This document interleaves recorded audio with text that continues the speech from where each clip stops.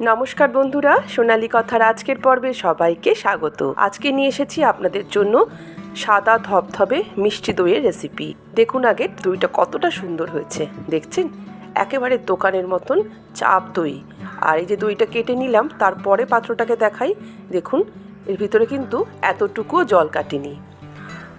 এরকমই সুন্দর ধবধবে মিষ্টি সাদা দই বানানোর জন্য লাগবে দুটো সিক্রেট উপকরণ। এই দুটো সিক্রেট উপকরণ যদি দই বানানোর সময় মিশিয়ে দিতে পারেন, তাহলে আপনাদেরও কিন্তু দই হয়ে উঠবে এতটাই সুন্দর। জানতে হলে পুরো ভিডিওটা দেখতে থাকুন। দই বানানোর জন্য প্রথমে নিয়ে নিলাম 1/2 লিটার দুধ। দুধটা কিন্তু ফুল ফ্যাট মিল্ক নয়, একদম নর্মাল টোন্ড মিল্ক প্যাকেটের। এখন এখান থেকে 4 থেকে 5 হাতা মতন দুধ আমি আলাদা করে একটি পাত্রে সরিয়ে রাখছি। সেটা কেন, আমি ভিডিওর পরের অংশে আপনাদেরকে দেখিয়ে দেব। বাকি দুধটুকুকে আমরা গ্যাসে বসিয়ে দিলাম জাল দেওয়ার জন্য। যেহেতু এটা পুরোপুরি কাঁচা দুধ নিয়ে আমি শুরু করেছি এই দই বানানোর পদ্ধতিটা, তাই দুধটাকে একবার ভালোভাবে ফুটিয়ে নেব। আমি এখানে মিষ্টি দই বানাচ্ছি, তাই এর মধ্যে মিশিয়ে দেব চিনি। 1/2 লিটার দুধের জন্য আমি 4 টেবিল চামচ চিনি ব্যবহার করেছি। আপনারা যদি একটু বেশি মিষ্টি পছন্দ করেন, তাহলে চিনির পরিমাণটা একটু বাড়িয়ে দিতে পারেন। এখানে আমি সাদা ধবধবে মিষ্টি দই করে দেখাবো, তাই জন্য চিনির ক্যারামেল আমি তৈরি একেবারেই করব না। দুধটা একটা ফুট এখানে আসতে থাকুক। অন্যদিকে যেই দুধটা আমরা আলাদা করে সরিয়ে রেখেছিলাম, তার মধ্যে মিশিয়ে দিলাম 3 চামচ, মানে চা চামচের 3 চামচ ভর্তি করে মিল্ক পাউডার আর 1/2 চামচ কর্নফ্লাওয়ার। এই দুটো উপকরণের কথাই আমি বলছিলাম, যেটা আমাদের এই দইটাকে একেবারে পারফেক্ট করে তোলে। ভালোভাবে দুধের সাথে এটাকে মিশিয়ে নিলাম, যাতে এতটুকু এর মধ্যে দলা না থাকে। অন্যদিকে আমাদের দুধটা একবার ভালোভাবে ফুটে এসেছে। এখন যেই মিশ্রণটা আমরা বানিয়ে রেখেছিলাম, সেটা দুধের মধ্যে মিশিয়ে দেব।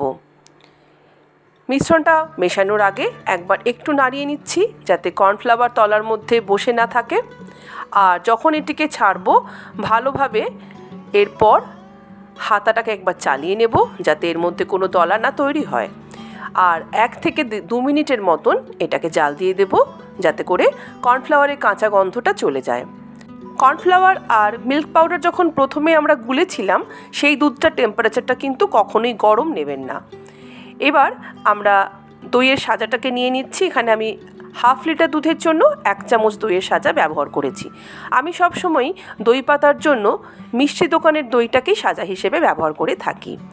দই পাতার জন্য এখানে আমি এরকম একটা স্টিলের বাটি নিয়ে নিয়েছি। যে কোনো পাত্রেই আমরা কিন্তু পারফেক্ট জমাট দই তৈরি করে নিতে পারি, যদি আজকের এই রেসিপিটা আপনারা ফলো করেন। এখান থেকে অল্প একটু দই আমি পাত্রের ভিতরে ভালোভাবে চারদিকে লাগিয়ে নেব। আপনারাও যে পাত্রে দই বসাবেন, তার ভিতরে অল্প একটু দই এইভাবে মাখিয়ে নেবেন।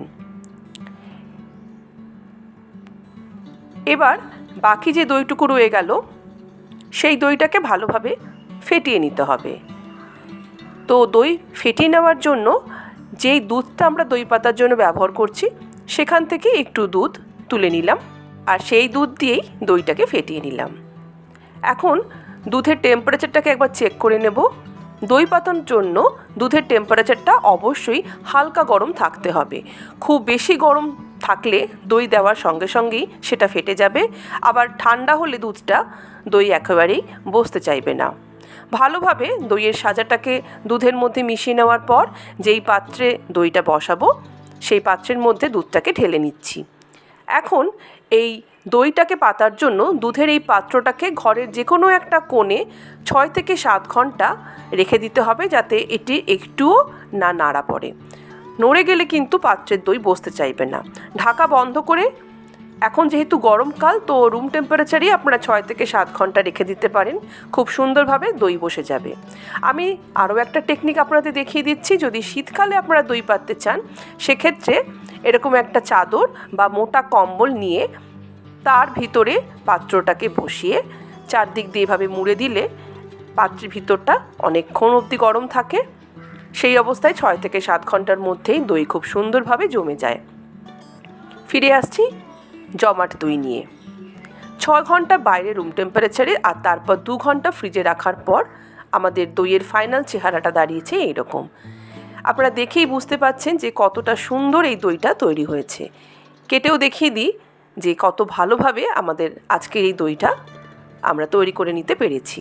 দেখুন, কে বলবে যে এটা ঘরে তৈরি হয়েছে, যেন মনে হচ্ছে পুরোপুরি দোকান থেকে কিনে নিয়ে আসা হয়েছে। আর দইটা কাটার পরেও কিন্তু দইয়ের ভিতর থেকে এতটুকুও জল কেটে যায়নি। দেখুন, এতটুকুও জল কাটেনি, এখনও সেই একই রকম জমাট আছে।